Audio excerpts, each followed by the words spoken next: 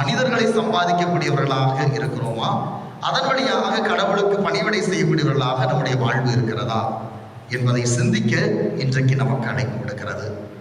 இன்னும் ஆழமாக சொல்ல போனால், இன்றைக்கு செல்வத்தை நாம் எந்த இடத்தில் வைத்திருக்கிறோம் அல்லது எந்த இடத்தில் வைக்க வேண்டும் என்பதை மிக தெளிவாக இன்றைய வாசகங்கள் நமக்கு முன்வைக்கிறது.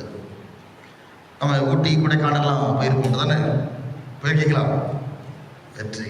போற வழியில அந்த மலை மேல ஏறுறப்ப நிறைய எச்சரிக்கை வாசகங்கள், அந்த சைன் போர்டு இருக்கும், பார்த்துருக்கீங்களா?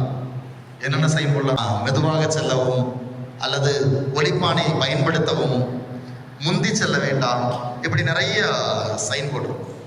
இது எல்லாம் எதற்காக வைக்கப்பட்டிருக்கு? எதுக்கு வச்சிருக்காங்க? அதான் என்ன எச்சரிக்கை? நாம பாதுகாப்பாக மலை மேல ஏறி